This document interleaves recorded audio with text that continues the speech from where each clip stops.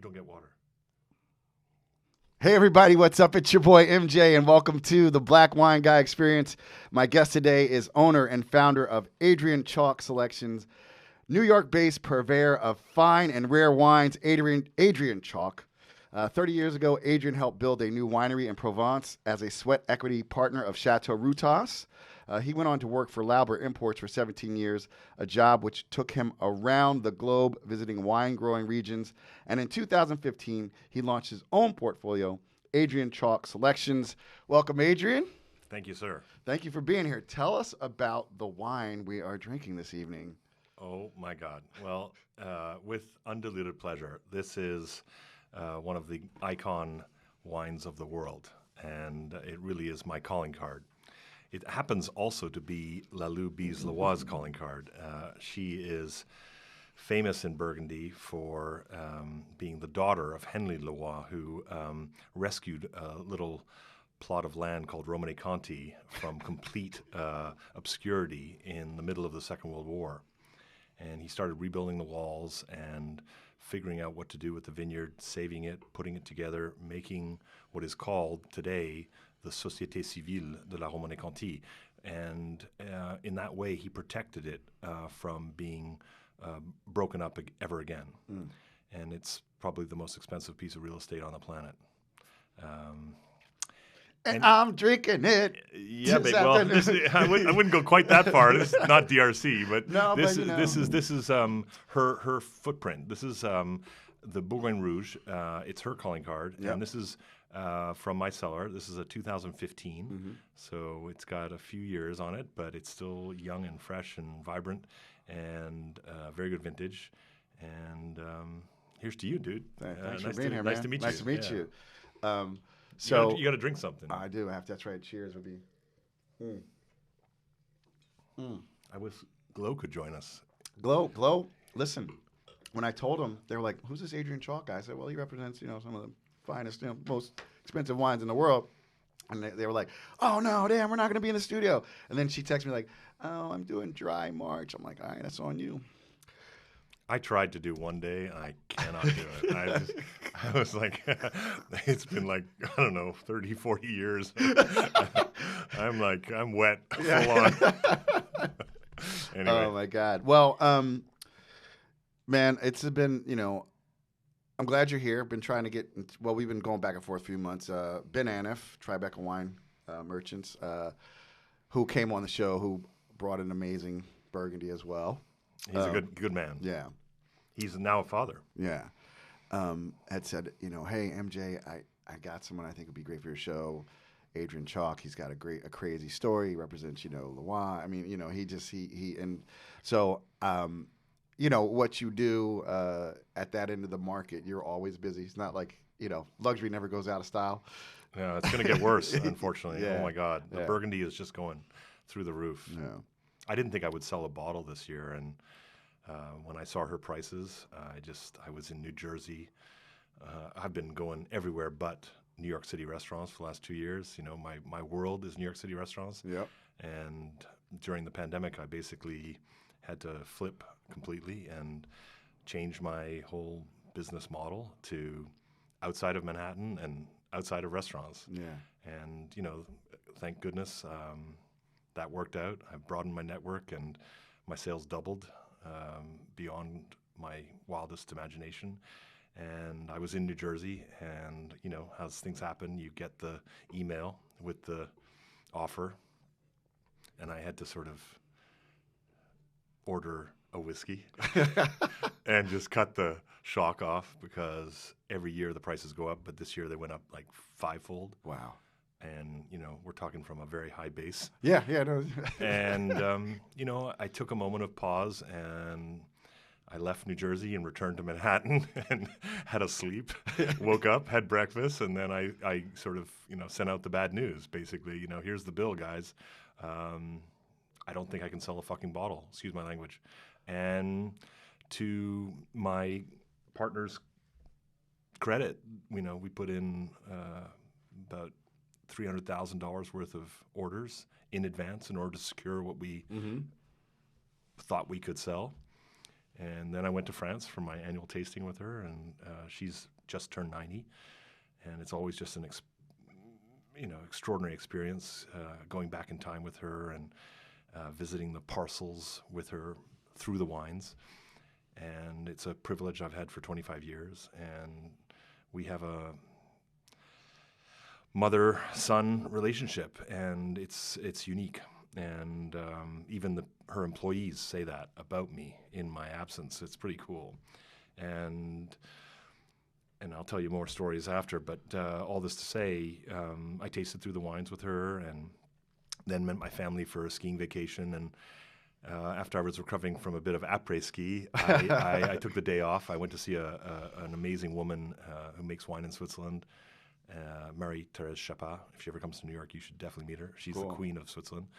Anyway, and I had such a great day with her. We had great lunch, and I said, you know what? I'm just going to not go up to the slopes. I'm just going to take the afternoon. I'm going to write my tasting notes out. And, about 25 wines, let's say 30 wines. And I sent it off to all my colleagues in New York, and it got sent around the whole network. $500,000 later, $800,000 total of wines that I didn't think I could sell a bottle. The demand for Burgundy is off the Richter scale. And, not just retail, not just fancy collectors, restaurants in Manhattan, buying wines that, beyond my wildest imagination. So, God bless New York City, man. It's an incredible city. Who knows what's going on? But, we have a lot of competition with Asia, but we're holding our own. Very cool, very cool. So let's backtrack. Let's start from the beginning. Where did you grow up, Adrian? I'm a boy from Toronto, Ontario, Canada. All right. I don't know what's so funny about that, but you're no, actually, where are you from, dude? I'm from Jersey, man. Okay, well, you're a little further south. Yeah, a little further south. No, actually, I had Thatcher Baker Briggs was on. He was from just outside of Ontario. He's Toronto, rather. Have you met Paul Greco? Yeah. Paul was on. Okay, so he's from about an hour away from me in Hamilton. Yeah. No, I laugh because like Paul's a player, you're a player. This young kid Thatcher's a player. Canadian love. Yeah, exactly. I was like, well, Neil Young's a player. I heard a few others. Yeah, we got it going. You got it going on out there. It's like, but I have to confess, I've been an American for 30 years, so I got 4 American kids. Oh, dear. Anyway, I still have a Canadian passport. Well, hang on to that. It's always good to have 2 passports. You can have 2 passports. So what was it like growing up in Toronto for you, man? Like, I know because it's a pretty diverse city, most people, right? Like, very good very. Food scene. It was a great scene. We never locked the front door. Walked to school, biked to school, played hockey across the street on a rink. English father, Irish mother, so very European. Okay. My dad never mentally unpacked for 25 years. He was a wine lover. Okay. He was a lover of France for sure. He was a mathematician.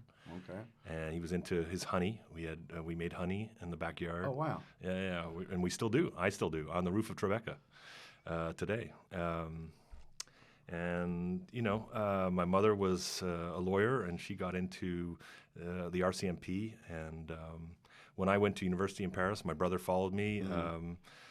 They moved to, they retired, they sold the house in Toronto and moved to England. My mother worked for the Canadian government there and as a cultural attaché. And, my brother stayed in Paris. I went to university in Paris. My brother followed 2 years later, and he is still living in Paris. Yeah, well, we have a strong connection to France. Wow, clearly. But before you went to Paris, you studied French and Latin at the University of Toronto. Is that correct? I did. Very good. What was what motivated you to study language? Oh, I was always interested in women. Yeah, I got it. I hear you. And it's so funny. I was at a tasting the other day, and I'm sorry. I just want to get you going. No, I was at a and it's so funny. I was like these French winemakers, these women come like, no makeup, blah blah blah, and just I don't know, it's the accent or something. I don't know what it is, man. But yeah, it's a very unique accent in the world, particularly French. Woman speaking English, she just has that little thing, and there's just that je ne sais quoi. Well, I started early. I was at kindergarten in Paris. Okay. My dad had a sabbatical, and he studied. He taught for a year in Paris, and we kept the apartment in Paris for almost 15 years. So we would go to France 3 or 4 times a year. Oh, I nice. never went to camp. I went to France. Yeah. So always spoke French. My brother and I went to French school, and I applied for a third year abroad to the University of Paris. My professors helped me, and I got the third year abroad, and I never looked back. So what was that? What was that like? Being a young man in Paris. It was paradise. Simply and solely, it was a magic carpet. It was. I never thought I would leave Paris. Okay. I love Paris. I know Paris like the back of my hand.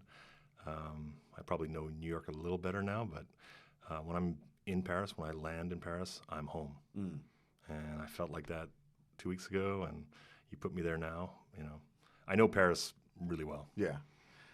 It's my home. That's really cool.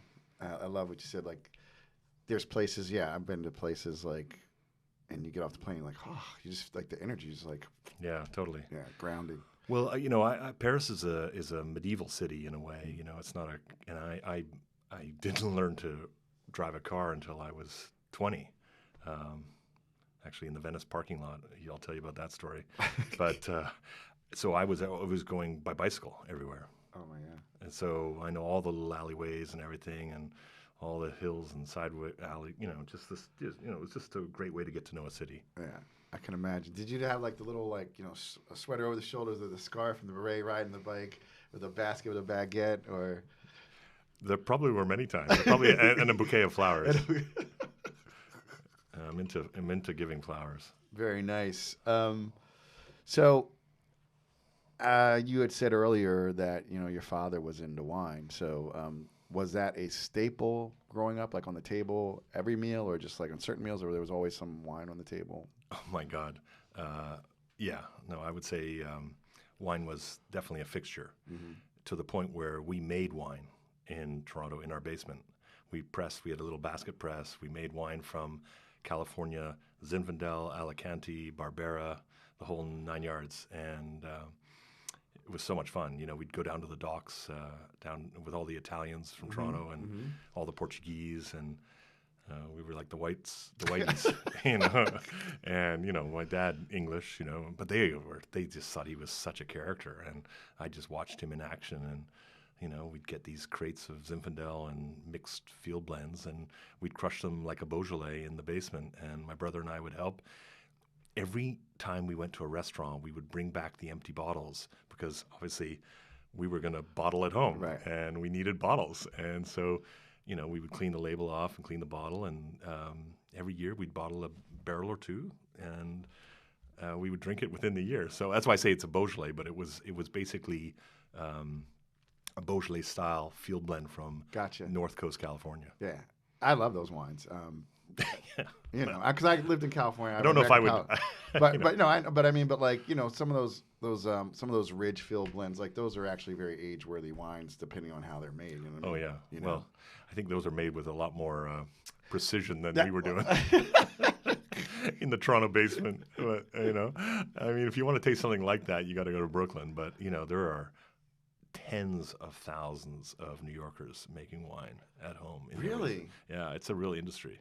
Philadelphia, Boston, wherever you find, European Right, people European descent. Yeah. Actually, my dental hygienist, her ex-husband is first generation American. So his grandfather, taught her son how to make wine. They still make wine down in Jersey. They get grapes I think people in Jersey there's places that get grapes from like Chile and Argentina, and they have a custom crush. But it's these were grapes that were refrigerated. They came across on train, and they were still in perfect condition. I mean, not perfect, but a lot better than if they were coming from Chile. Yeah.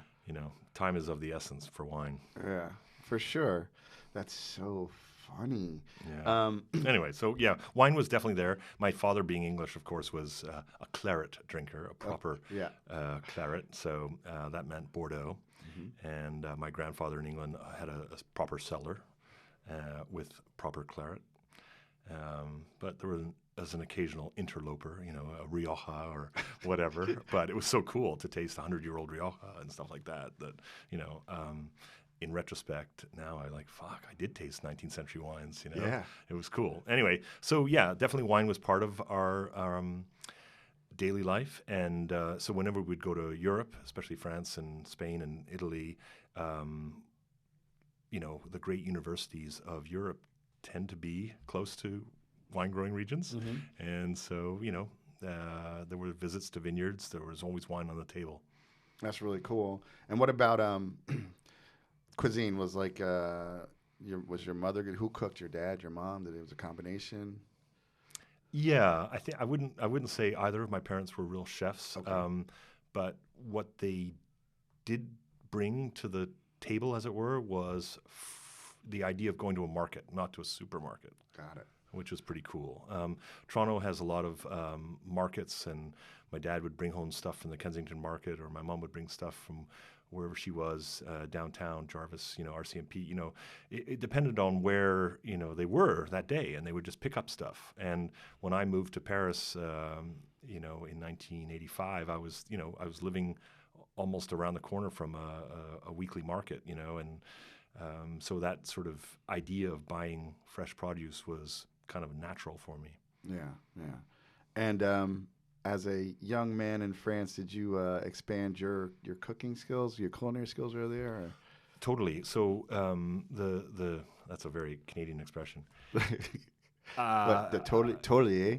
Yeah, exactly. I don't know. I haven't said that for 30 years, but okay. So just so you understand, my mom went to a law school in Toronto with this guy called George Butterfield. Okay. And he started with his buddy from school a bicycle tour company called Butterfield and Robinson. In the 60s, they did student bike tours of Europe, and the parents of these kids got jealous of their kids' summer holidays and said, "Hey, can you do something for adults?"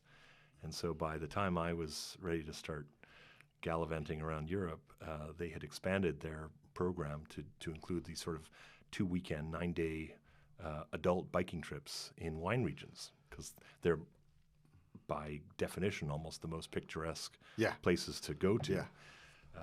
You just go to Burgundy, the Loire, Alsace, Provence, Rhone. They're beautiful region. Chianti. Anyway, I got a job in 1985, and that was the perfect summer job. And I started leading bike tours and walking tours for Butterfield and Robinson. And those were trips that were not only wine trips, but they were also just, cultural immersion into a specific region within Europe. And the rest is history, because they were luxury trips, and I got the taste for the good life. Oh, wow. And it's hard to stop once you get going. going. I mean, I think when people get into wine, I try and, you want to warn them. You're like, hey, man, if you're happy, and listen, there's tons of great wines between $12 and $25 that are really good for around the world. If you stay in that pocket if you can, because once you Well, no, I think they're always good. It depends on where you are. It's all about geography, and you can get great value wines at any price point, no doubt. But I'm talking about the general experience of life.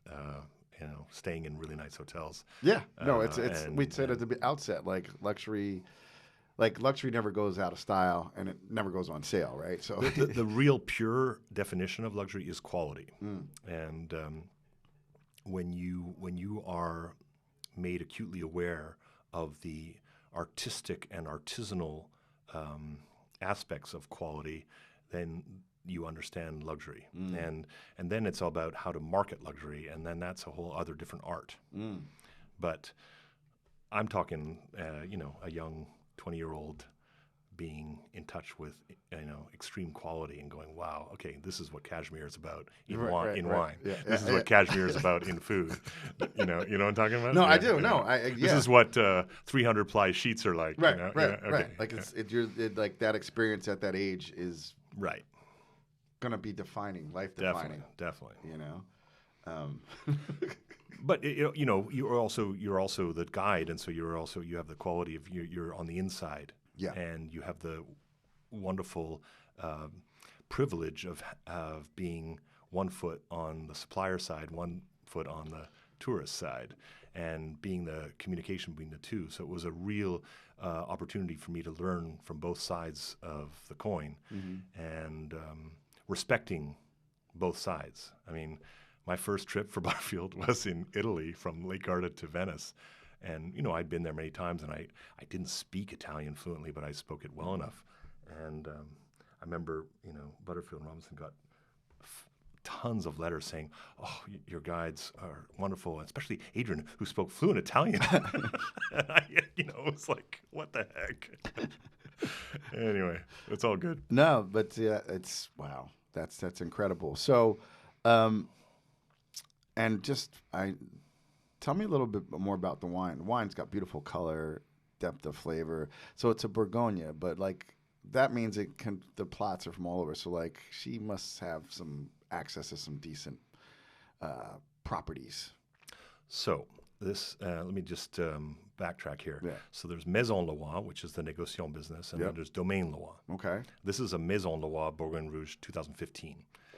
So this is not something that she farmed. This is something that she purchased. Okay. And she could have paid $5 for this. Wow. I have no idea. It's top secret, but you can tell it's right. pretty, Exactly. it's pretty phenomenal. It's like this. It's is not, defining. Yeah, this is not any. You know, this is better than most Grand Cru. It's As I say, crazy. This is crazy. She might have paid 10 for it, but she didn't pay $5. We don't know. That's the whole thing. In the 25 plus years that I've been working with her, only 3 times have I ever gone to or been part of a blind tasting where the brokers bring her wines to sample. Wow. I mean, she pays top dollar. There's no doubt about that. And so she's the first visit. Yep. When you got some pretty fancy stuff to sell, you go to Lalou Bis Leroy. Marcel is her name, and she goes by the nickname Lalou. And she is such a ferocious taster. Yeah. Like she goes through 100 wines, and she'll pick out 7 that she thinks have interesting aromatics. And I go through, and it's like, okay, these are 7, and I still go and smell them. And then she'll pull in another 4 or 5, and then, but she only buys 1 wine. She doesn't blend. So it's always 1 wine. And then she goes back, and then she makes a decision, or she rejects everything.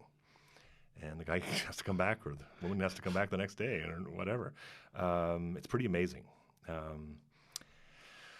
So all this to say, I have no idea what to tell you about this wine. All I can say, if I look at this wine and I look at the year, 2015, you know, grape prices were still very high then. I cannot imagine that this would be from the Côte de Nuit. Okay. So I think this is Côte de Beaune, and I also think this has to be, you know, judging by the color, you know, either a Volnay or a Pommard. Yeah, I was thinking Pommard with my little Burgundy knowledge, but yeah, I just who knows what it is. Yeah, but the fact is, this is like the Chanel handbag to the Chanel suit. It's not about you know, the style of the stitching or the thing. It's got Chanel style all about it. You know, this is Leroy style, and this is Leroy pedigree. And more important than what's on the label is the name of the company. It's the brand. Yep. I hate that word, but that's what I'm saying. It's the name. Well, I mean, because brand has become, like, everybody's a brand because of social media, but like it used to be. Right. But anyway, that's the thing. And obviously, I guess the most important thing is what you and I, two lucky dudes, are tasting right now. You know, no one else. Yeah. No, I don't know if there's another bottle of this on the planet. I don't, you know, I'm sure there is a few somewhere. Yeah. Well, this is my last bottle. Yeah. Yeah. That's crazy. Thank you, my man. I really appreciate it. So, what was your next kind of gig in wine luxury after the bike tours? So I had the wonderful fortune to meet this incredible man, kind of a Teddy Kennedy character. His name is Philippe Bieler, and he's almost 90 himself, and he lives in Wales now. and his son Charles is now in the wine business. Charles Beeler. You should definitely interview him. I think I've heard that name floating around. Wonderful family, and so he became like almost a second father to me, and definitely a partner, and we launched this incredible project in the south of France. Okay. We met in Soho here in New York. He was visiting, and we happened to be in the same restaurant, and I happened to be there with my girlfriend at the time and her best friend. We all four of us had dinner together after meeting at the bar of this restaurant called Provence on McDougall. And we were tasting this wine that was kind of the iconic wine of the south of France at the time. It's called Domaine de Trevelin. And in the mid-'80s, they'd become very famous because the owner, Éloi Diobac, and I had actually dated his niece in Paris a few years before. So I knew the estate, and so that's how we befriended this guy. Okay. And I'd been to the estate, and it was quite famous in France, not really anywhere else, because it had rejected the controls, the farming controls that were in place in that part of Provence, and had decided to just bottle their wine as a table wine, which was pretty risque, because the appellation contrôlée was kind of like a pedigree. It's like, hey, you've been approved. You're in the top 5% of all the vineyards of France, and but he was adamant that his Cabernet, which was unusual for that area, was appropriate to the soil and to the climate, and that Syrah was the natural complement. The Australians were showing that to great advantage, and historically, Syrah had been blended with Cabernet over in Bordeaux 100 years before. Right. So the wines went well together, and he made incredible wine.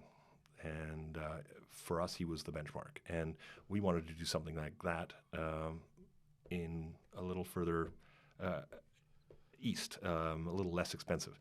Burgundy and Bordeaux were already very expensive in the early 90s.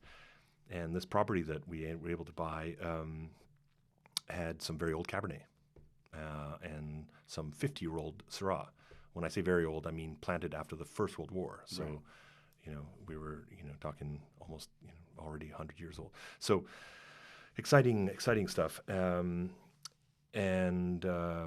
That property was sold in 2005, but I got a job in the meantime with Lauber Imports, just to bring the story full scale. And when, we sold in 2005, it wasn't yet a very famous area. It became much more famous a few years later when a guy called Brad Pitt landed next door. Yeah, Brad and Angie, Brangelina. Yeah, Chateau literally Miraval, right? Right. Yeah. So near Miraval, it literally borders Routas, and What? my morning run, because I was an avid runner, was through Miraval, looped through Miraval, and so I know the property very well. And now there's a huge fence, and armed guards. It's pretty crazy. And you've got LVMH owning Lachine, and you've got some major investment in Provence. The landscape has changed dramatically, and but it was great fun, and the new owners are respecting all the work that was done. It's kind of ironic. When we started, it was all red wine and a little bit of rosé. Now it's completely the opposite. It's all rosé and a tiny bit of red. Yeah, it's interesting. I don't know that I knew that there was so much Cabernet down there. There isn't anymore, but yeah. But there was. I mean, Vignelour is a very famous estate that has a lot of Cabernet. Other estates do have Cabernet. Unfortunately, a lot of the Cabernet was for red wine, and the demand for rosé has pushed them to plant the more appropriate grapes for rosé, which are Grenache and Cinsault. So, that's sort of the way it goes. Yeah, that's really interesting.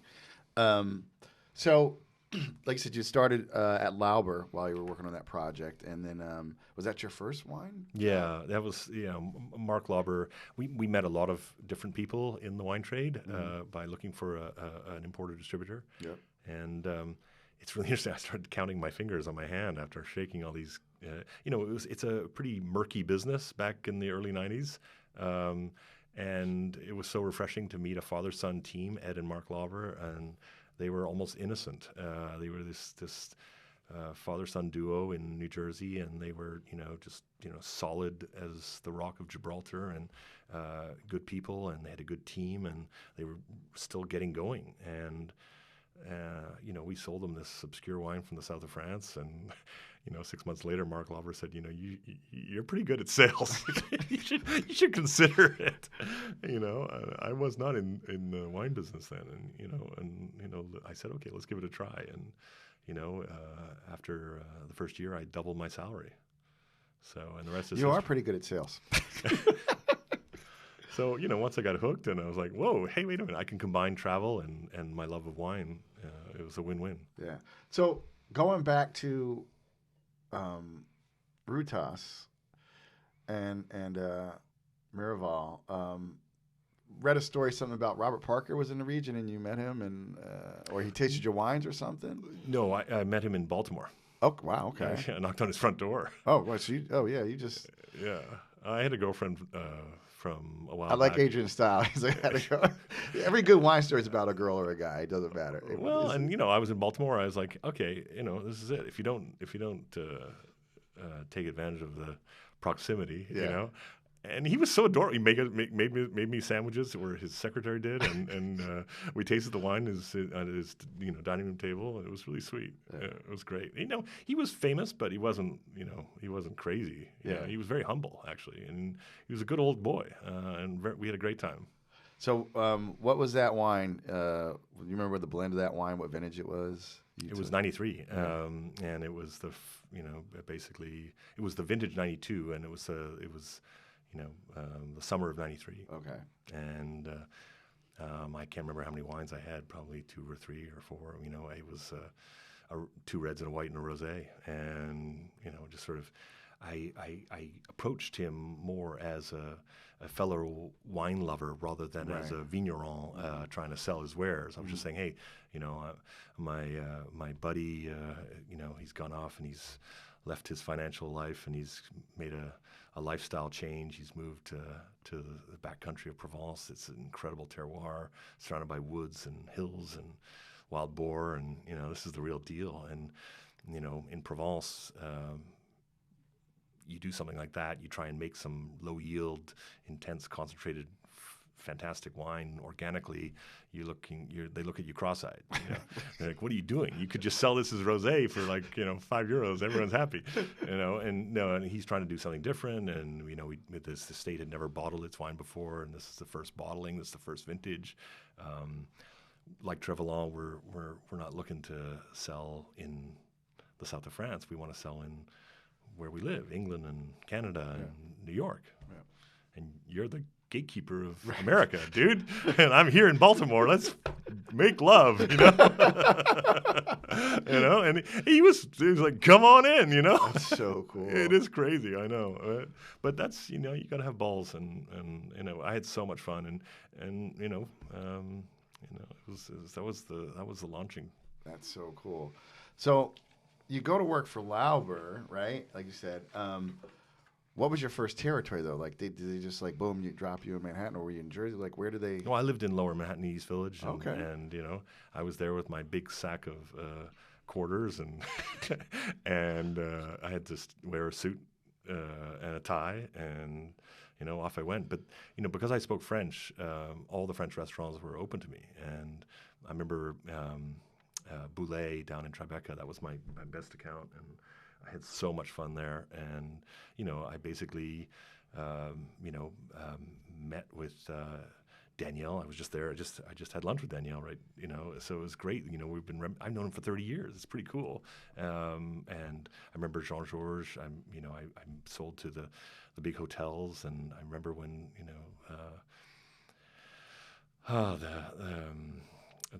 one of the guys I worked with, Didier Le Calvez, who was running the Plaza at the time, and he recommended to Donald Trump that there was this young Alsatian chef from JoJo's that would be a great chef at Columbus Circle. So I got to be in the sort of French milieu, and La Grenouille, La Caravelle, Côte Basque. La Caravelle, love Rita. And Yeah, Andre. no, Oh my wonderful, God. wonderful Yeah, people. Yeah. yeah. Yeah, I mean, so you've like been in it. So this is a good time. We'll take a quick break, and we'll come right back with some more of this incredible journey of Adrian Chalk. So we'll be right back, everybody.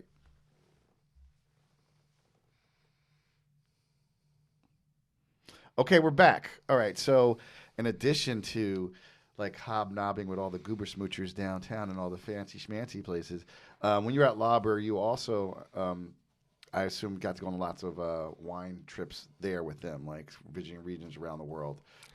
So in sales, the motivations are money or travel.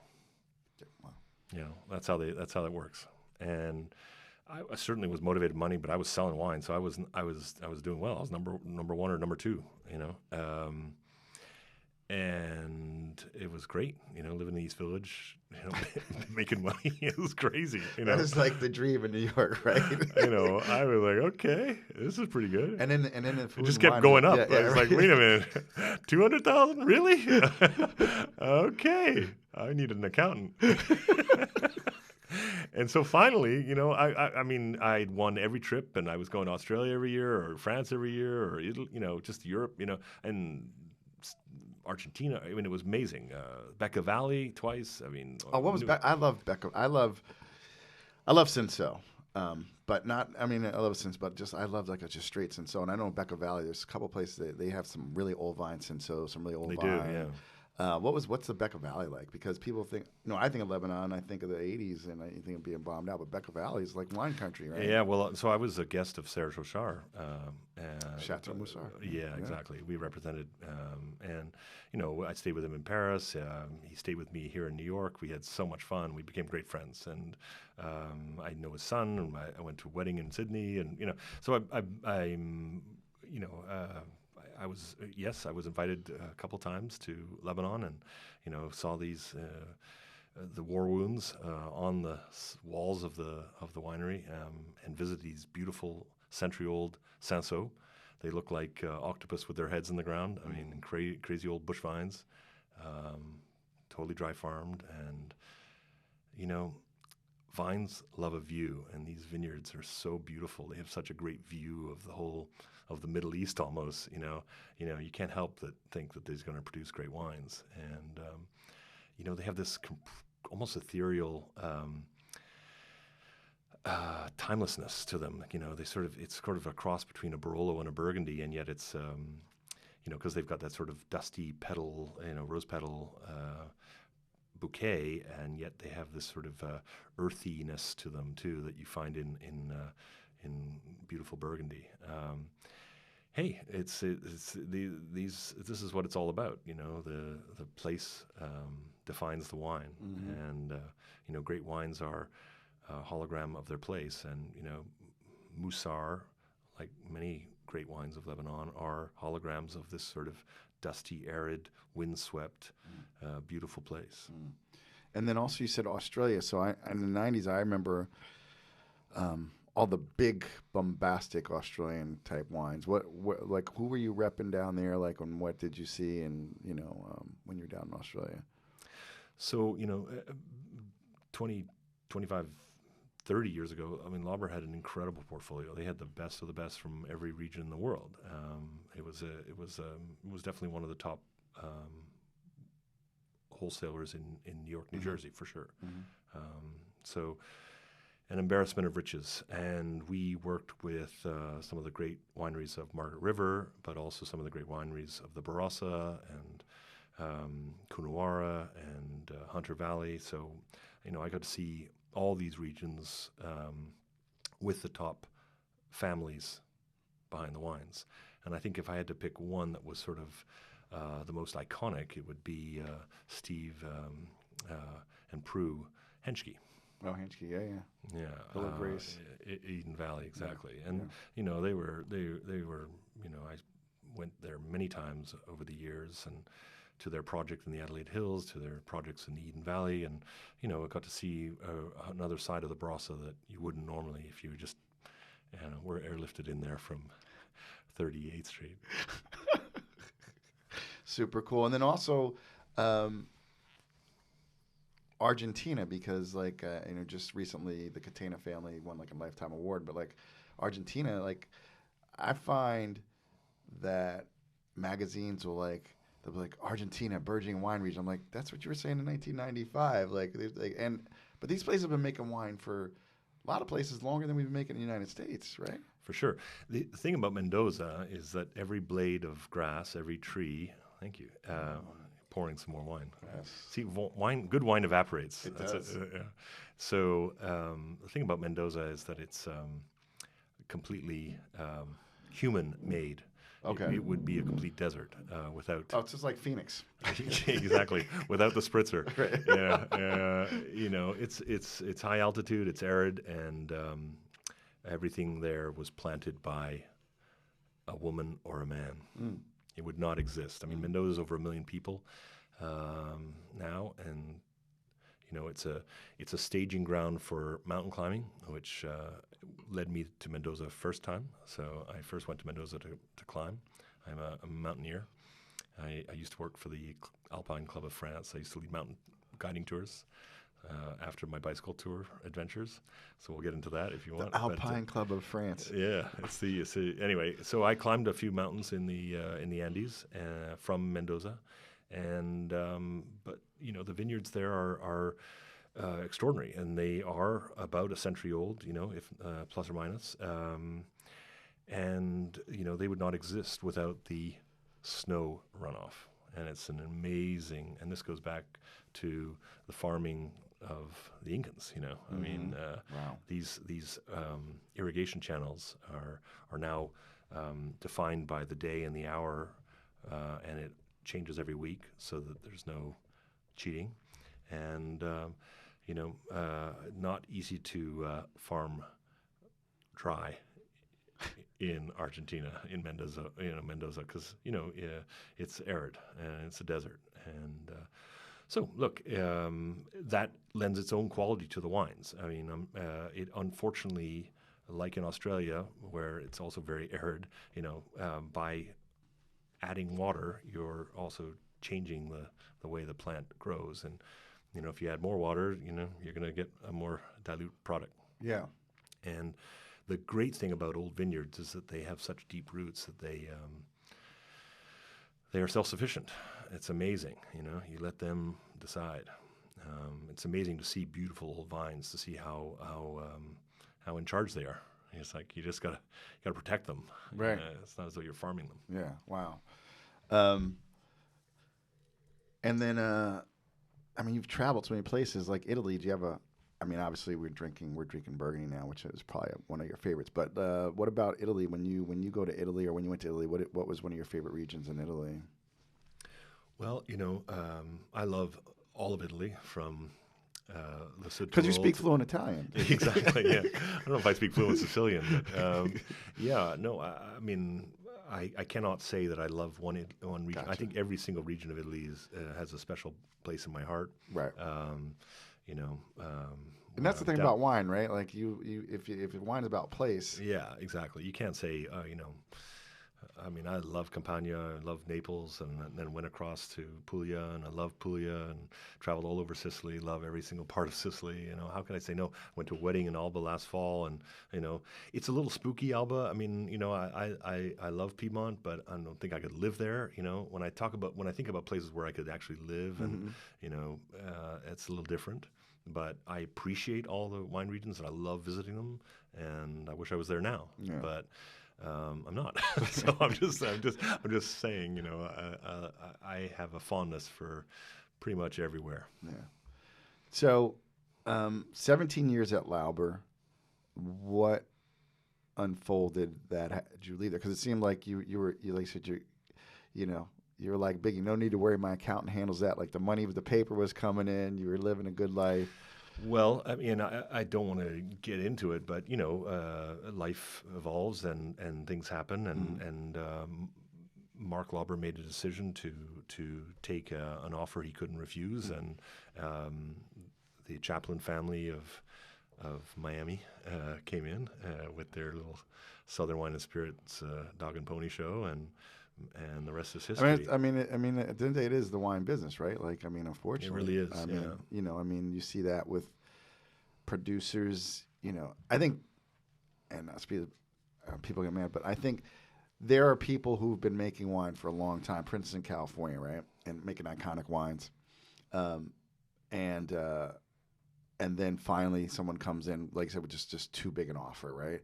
But there's a whole group of people, I think, in the States who, like, that's their idea. They want to create a brand and flip it, like, literally. You know what I mean? Well, that's a new phenomenon. Yeah, that's a new phenomenon. Yeah, but that comes out of the .com era. I think, it sure does. It's the last 20 years. Yeah, last 20 years.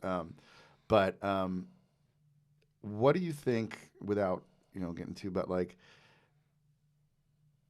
what is the advantage of the smaller, more hands-on portfolio versus like when these bigger distributors come in and just buy the book?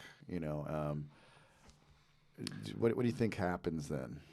Well, Southern didn't just buy Lauber; they bought the license and they bought the sales team. Jeez. So it was I'm saying they bought everything, but Right. that's what they were buying. Right. They needed an in. Got and it. They needed.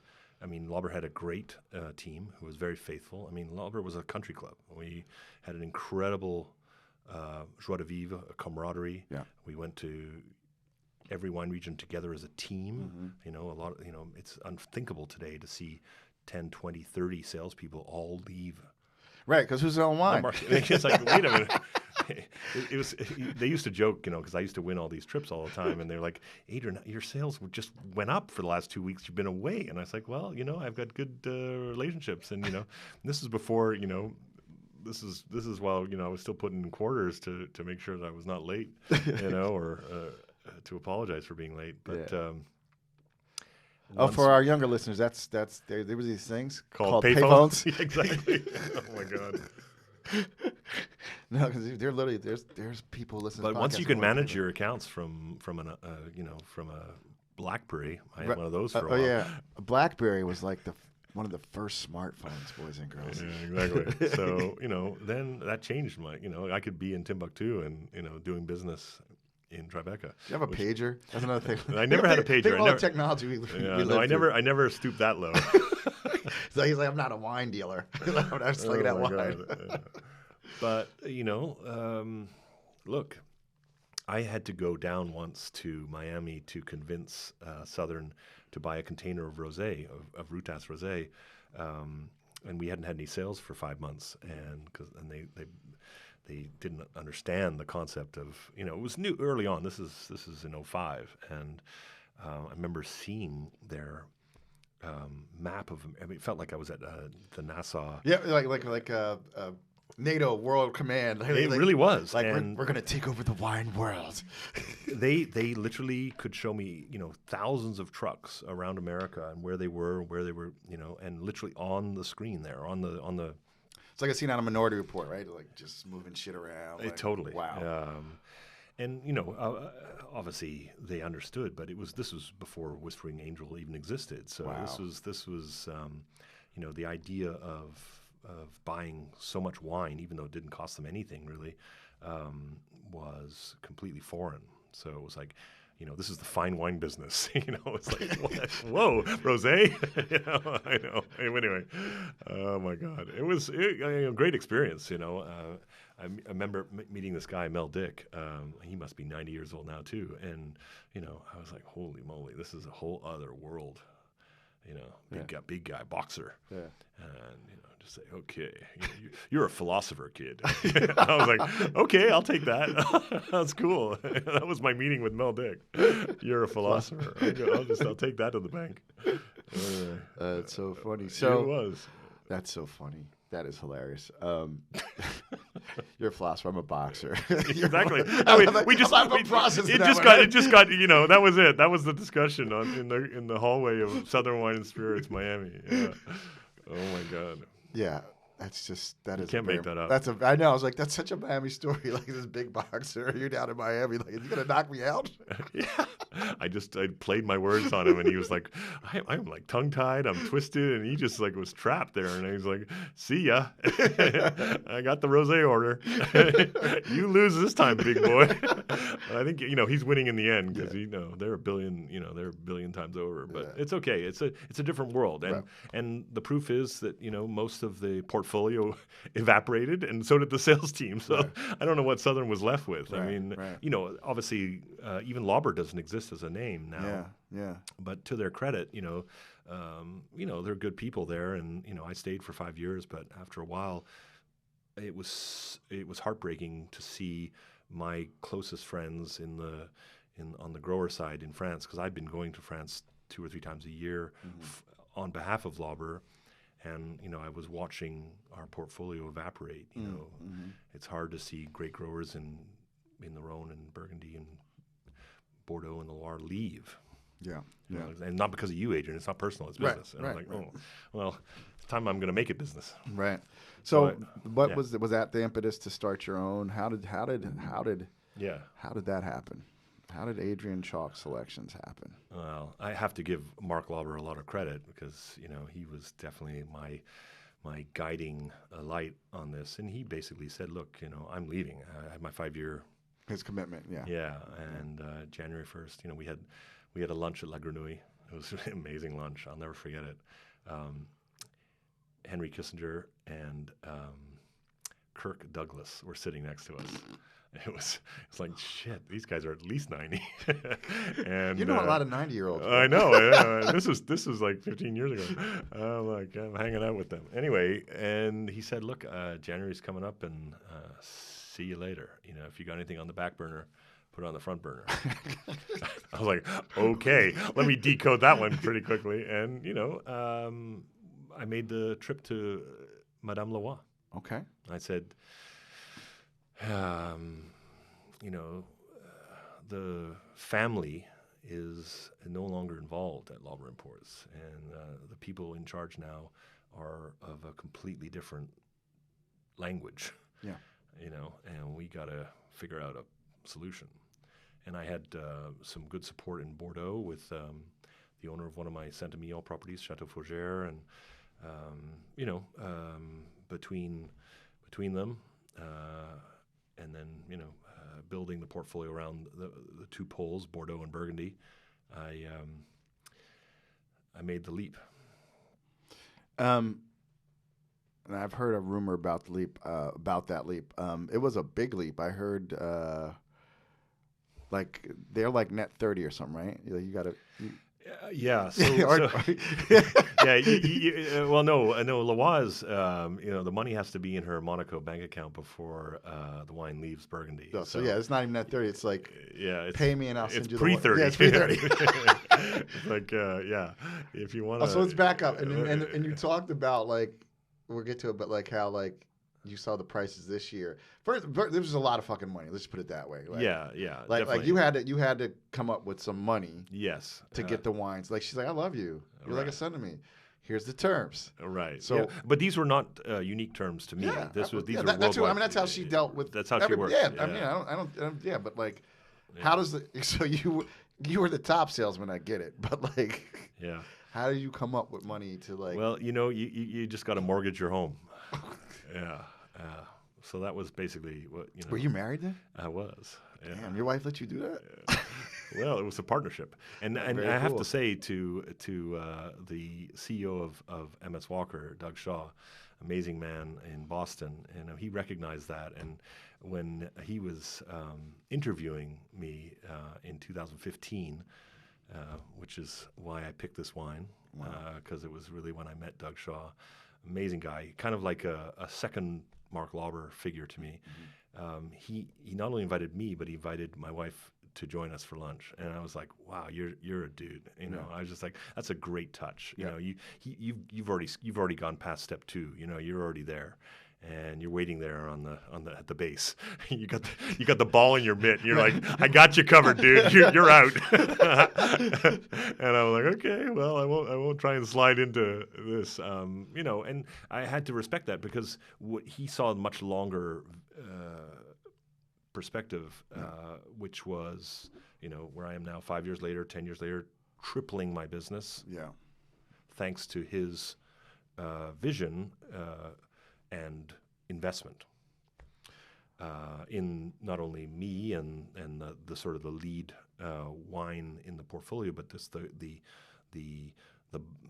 group and how he could sort of see a synergy. Unfortunately, not all wines made it to the 5-year mark, but that was very tough for me. But we're in a much stronger position, and I'm on great terms with everyone who did not make it to this stage. They're still good friends. Had lunch with one of them today, so that just shows you. Yeah. Another family stayed with me last 3 days, so we're still friends. But I'm not their ambassador in New York anymore. Yeah. What's that like? I mean, I've had other importers on, and it's kind of like, is it like heartbreaking? It's like your girlfriend breaks, like so you get broken up with, and you're like, but we can still be friends. Like, it's awful. Yeah. I tell you, but it's much more awful for me because I'm so sensitive. Yeah. That's just me. But I owe that to my mother. Yeah. But because I take it personally, and but I am not clonable, and it's very frustrating. I love to share my discoveries, but there's only so far you can go in the day, and there's only so much bandwidth, and there's only so much you can sell. So what has traction and what people want often dictates where you go. Yeah.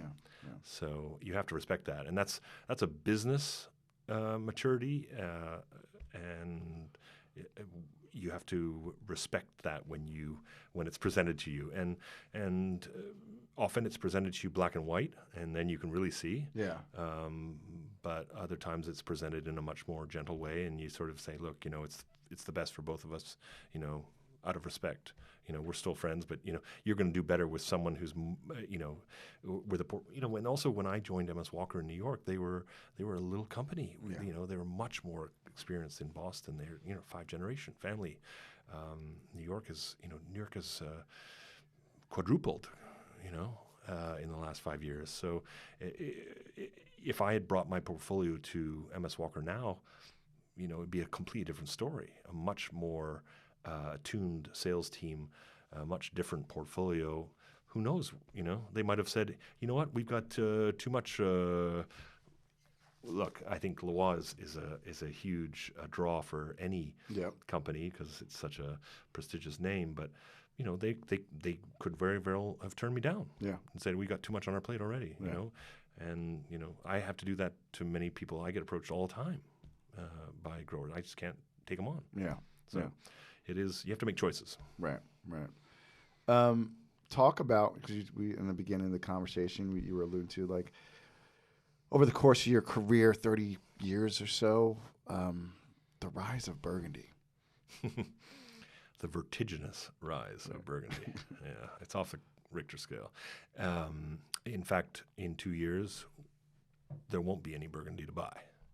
How's that for a prediction? Wow. Yeah. Let's talk about that.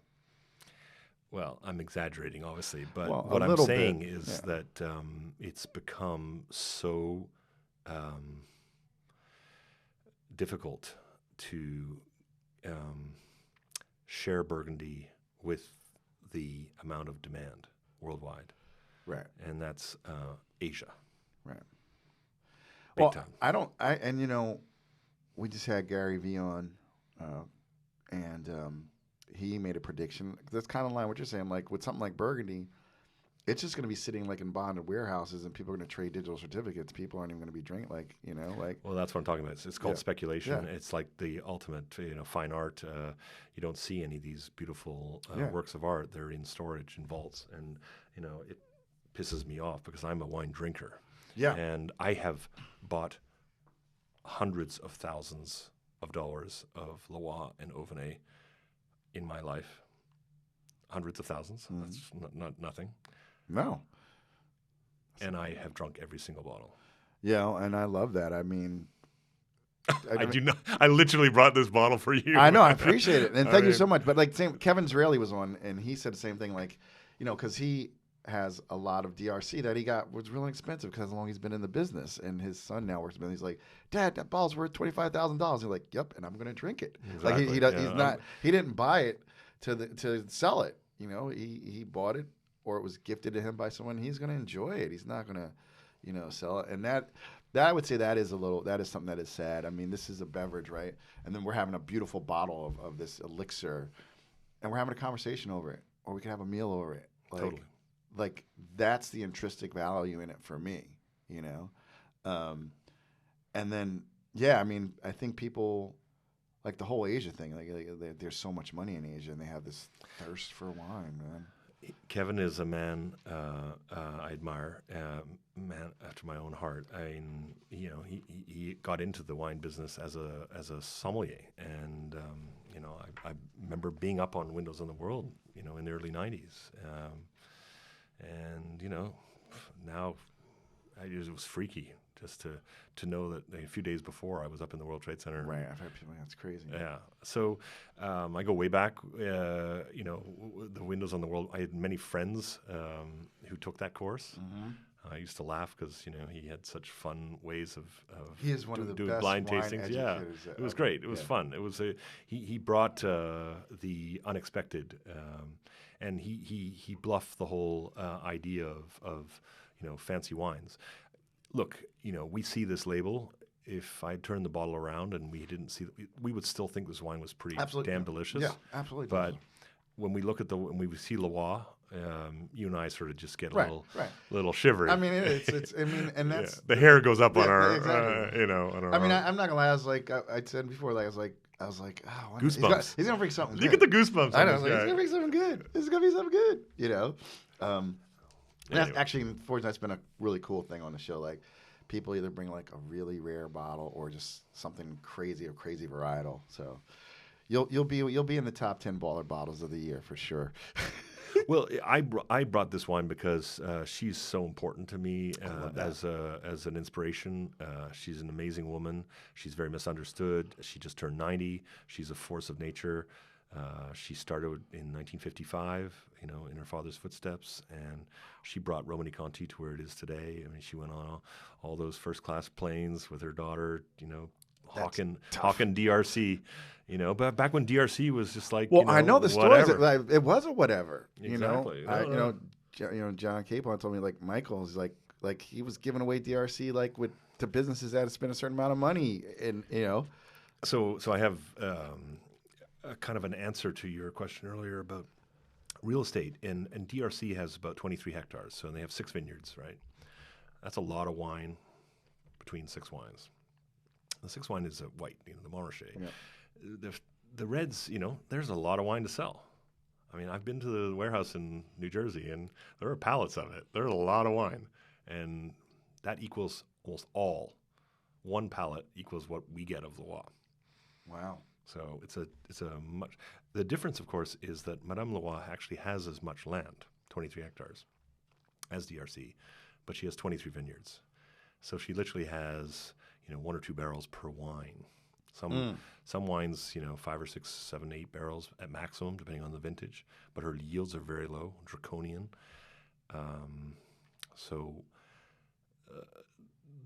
There is no way you could taste her wines at a dinner or what. Yeah. She told me these stories of these dinners that she used to host for DRC up in Rochester in 3 feet of snow, and her Chanel dress and her high heels, and they had to be, they had to carry her through the snow like this little minx, and then she did her presentation in front of 200 men, all from the north. Or Eastman Kodak executives. Yeah, exactly. That's exactly right. No, I mean, big markets. Yeah. Anyway, Yeah. so what I'm talking about is that she was preserving. She made her own mark 30 years ago with her own estate. and at the same time, she's carried on this business of the family business, which is now over 150 years, called the Maison Leroy, which is basically preserving these old vintages. I mean, and she releases wines from her cellar, which I call the Library of Congress of Burgundy. It's like 2.8 million bottles. Oh, it's out of control. That's it's absurd, and it's unique, and it's in Bro, did you say 2.8 million bottles of wine? Yeah. It's out of control. In 9 different cellars. She has this beautiful, almost 2-foot long, thin Hermes leather binder, and it has the code. I really and love the her wine. style. That is it's so beautiful. cool. It's like a person. They made it for her. Of course they did. And of course the owner of Hermes, a guy called Bernard Arnault, LVMH, Yep. Louis Vuitton, Moet Hennessy. He owns most of Champagne, about half, and most of Cognac, about half. He's got, I think he's the richest guy on the planet. Anyway, he came for lunch last fall. She told me the story a few weeks ago, and he came with his son Alex, who's into wine. Bernard is 70 something, and his body's his temple. He's pretty pure. Yeah. No alcohol. He's that guy. Yeah. He runs a few companies. Right. He's like, yeah, not for me. I'm not going to be off my game. He's a businessman. Yeah. And but he's also an incredible pianist. I heard him play at the Fondation Louis Vuitton in Paris in the Bois de Boulogne. I mean, he and his wife are both pianists. Anyway, look, no, I'm not judging him. What I'm just saying is that he was invited because he wanted to buy Leroy. Right. He was invited to her property. He brought his son. She hosts him for lunch. She makes her traditional lobster salad. He says, "Okay, cards on the table, $3 billion." And she says, "That's very kind of you. Let's continue having lunch. I am not interested." And so, women's history. There's a bad boss babe right there. That's what I'm talking about. And, for real. And she was 89, right? Exactly. Now she's 90. Now she's got it really under control. Now she's got stamina. So the coq au vin comes out, everyone's happy. Braised fennel, the usual. The Chateau cheese comes out, and he says, "Okay, let's make it 4. Shut the fuck up. Yep, full on. And she says, "You know what? I'm creating Fondation Leroy. It's going to be for the rest of France to enjoy my vineyard. Not going anywhere. Sorry. Have a good trip back to Paris." There's not an American who wouldn't. Yeah, you're not going to sell me in duty free. Sorry, not happening. And that was I don't know the context, but it was definite an effort. I mean, why not? Well, here's where I think his bad play was, Mr. Arnault. Monsieur Arnault. When the lobster salad came out, and there was a bottle of DRC Montrachet that I'm pretty sure paired. You should have. It was actually Auvergne Chevalier Montrachet. Oh, well, there you go, bro. You should have had a sip of wine. you eschewed the wine. She eschewed the offer. Yeah. Because I love that. Like, she didn't want her wine going to something to just be part of a portfolio. Like, yeah. Yeah. Well, look, I am sure at the same time he would probably, and I'm kind of frustrated with her about this. He would probably break open the cellar. Yeah. And get some of those jewels out of there. Yeah. Look, I have tasted old wines with her, and most of them are cracking delicious and still alive and well, which is phenomenal because, contrary to what I would have thought, they would be undrinkable given the vintage. Right. So it's bizarre. Yeah. But they're coming right out of the cobwebs. Well, that's the thing. Like they're in the full mold. Yeah, they have not moved. Right, Moved. Exactly. So who knows? But I'm living proof that the wines are still good. But I haven't tasted all 2.8. Let me at them, baby. And then I'll let you know. But right now, it's a lot of hearsay. Yeah. That's a lot of wine turning to vinegar. Yeah, exactly. And it's a crying shame. I want to get that wine out there into the mouths of the people. If you think about it, that was calculated. He already calculated what he could probably sell it for auction in Asia. He's like, $4 billion is still making a profit. Exactly. You know of what course. I mean? Like, he was like, we're still going to clear $2 billion. You know what I mean? we're way ahead on this one.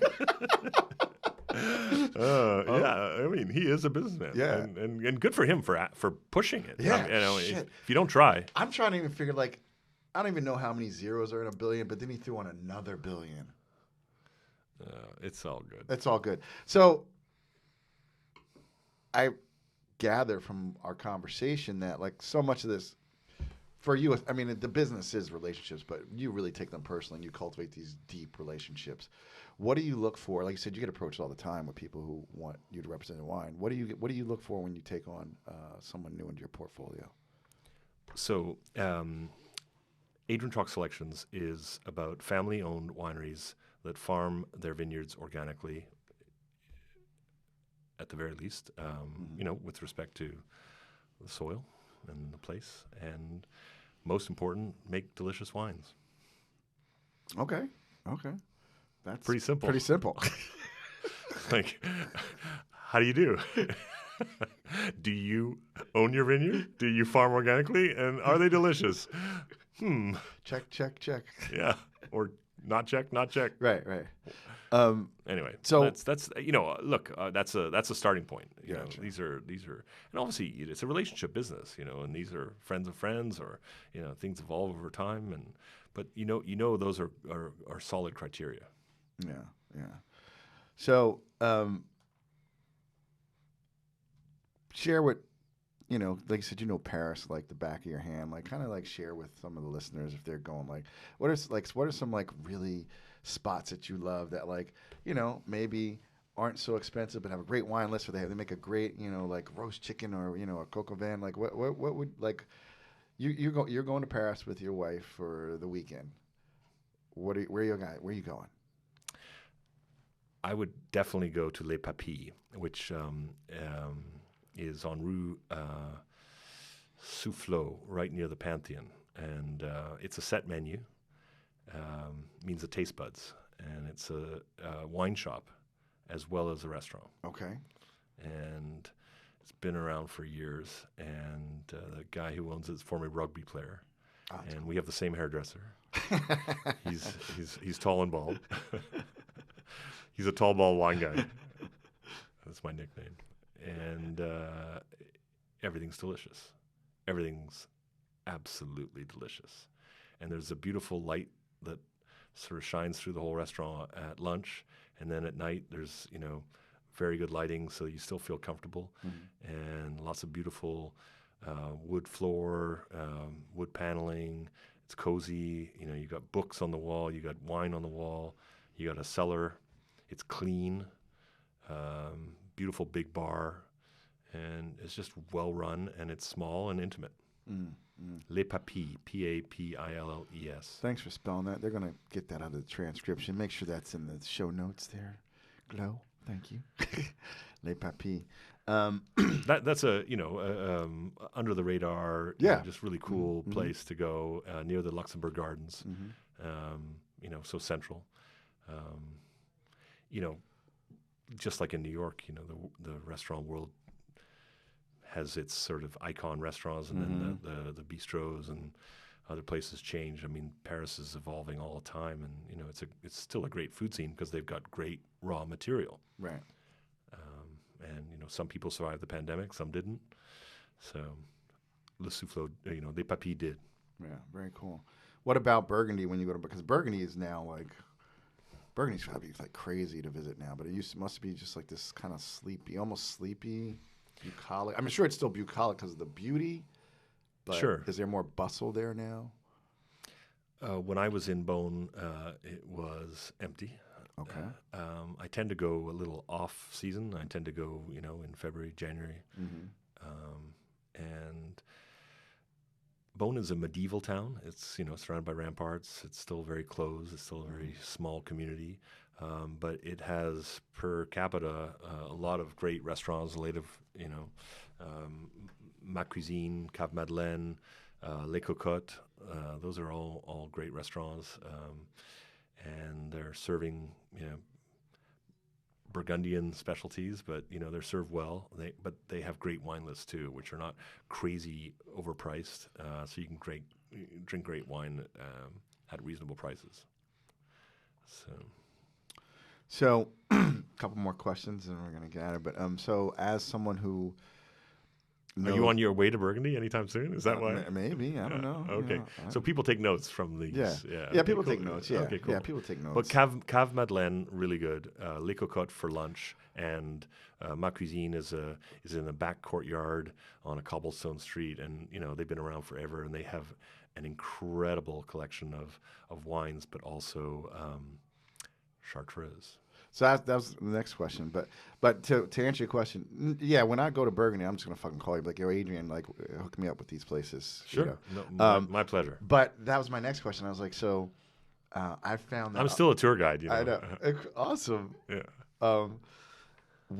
A lot of people, like, I was at a tasting with a prominent wine critic, in town, like, and this person brought Chartreuse, and I know Pascaline loves Chartreuse, like. What's like outside of wine when you're what's your spirit like, and like what's the allure of Chartreuse? 'Cause you said Chartreuse. What's the allure of Chartreuse for wine people? Well, I've been many times up in the mountains to it's an incredible place. It's also about the place, and these people are from a different world. I mean, these guys are monks, yeah, but they're businessmen, and they know what they're doing. But it's business really monks. Yeah, they are. I mean, religion is business. Let's not. Oh kid no! ourselves. Come on now. Yeah. Anyway. Tax exempt. Yeah. Well, no. Land owning. And they got kicked out of. They were in Spain for a while, and they made some magic potion over there for a bit, and that added some value to their current project. And it's all a good story. But no, the raw material is pretty exciting, and it's a liqueur that has a lot of flavor, and it's really cool. You can really taste the age in it too, and there is variation, and that's what's so exciting about Chartreuse. But it's like you tasting old vermouth and old Cinzano, all these things. There is a bit of a mystery to it, and and the old blends of Fernet and all that.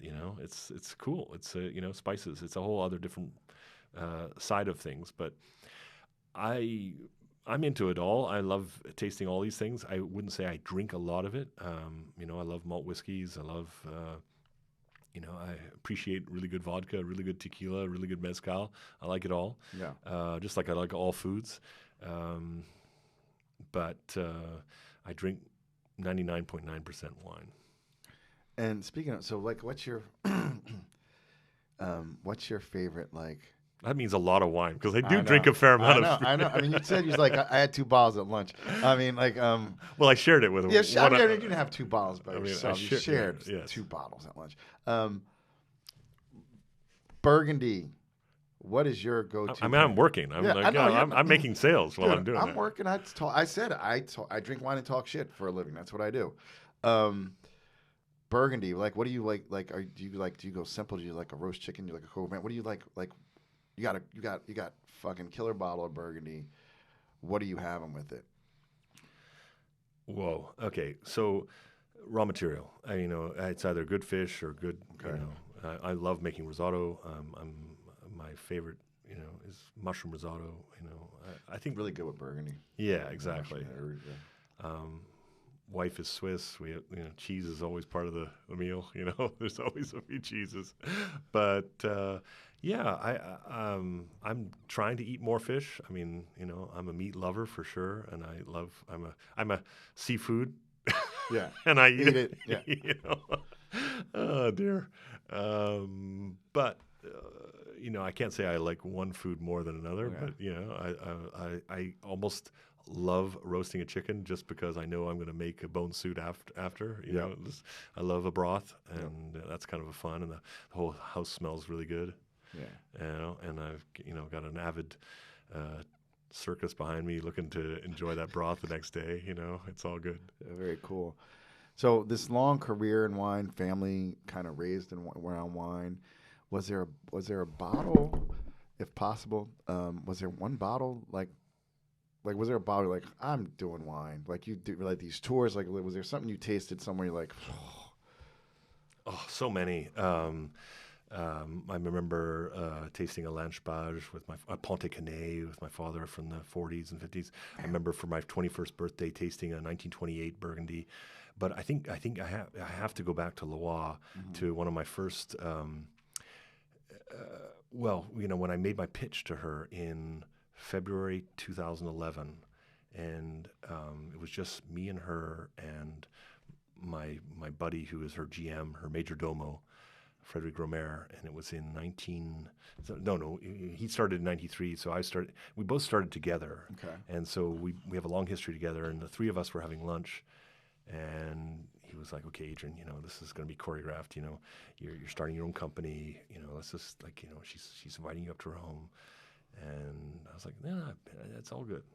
And she had a bottle of Corton Charlemagne, I remember it now, from Leroy. Okay. Which is her white wine. She doesn't have any white for Leroy except for an Aligoté, which is crazy. Yeah. Crazy wine. I love fucking.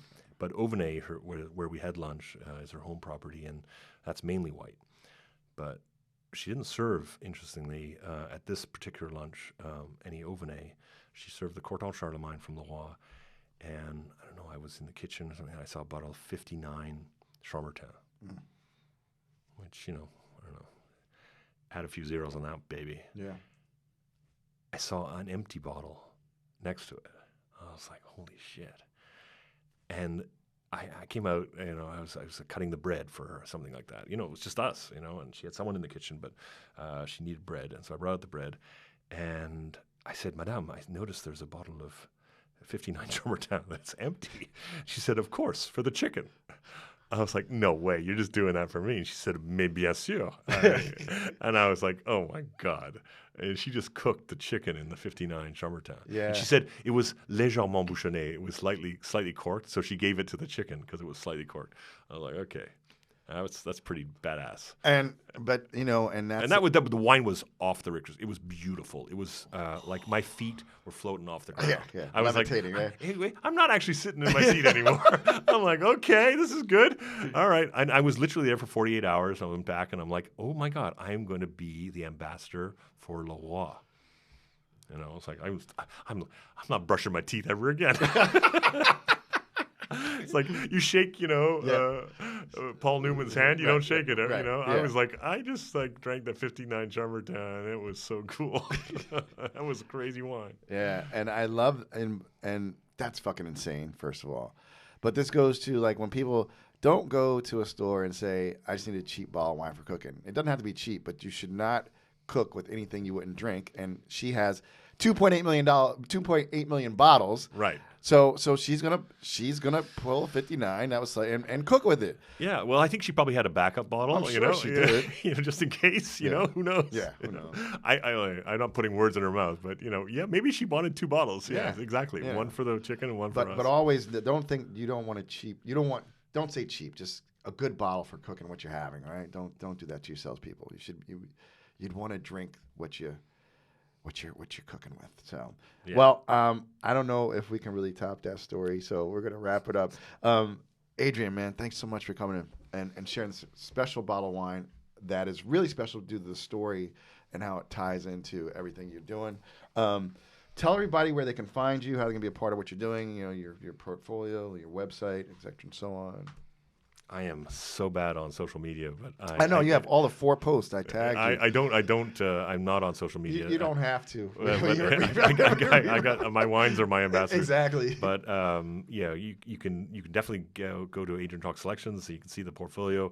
You can ask for my wines at the top wine shops and restaurants in New York, no problem. And the sommeliers and wine directors or wine shop owners will direct you to my portfolio. Yeah. And we'll put your Instagram on there. You're gonna say, oh shit, I just got like all these followers. Yeah, you don't have to post, but it's all good. So everybody, don't forget to check out the show notes for each episode. You'll find the info on the wine we drank, which you can't get. Sorry, like I said, this came from a cellar, but you'll find the info on it. But we'll also have where you can find Adrian Chalk Selections, et cetera, and so on, and things we discuss in the show. So until the next time, everybody, it's your boy MJ. This is to the Mavericks, the philosophers, which we know you're a philosopher. Like, they called you out on being a philosopher. Deep thinkers and all you wine drinkers, everybody, peace. Peace. Thank you. We're done.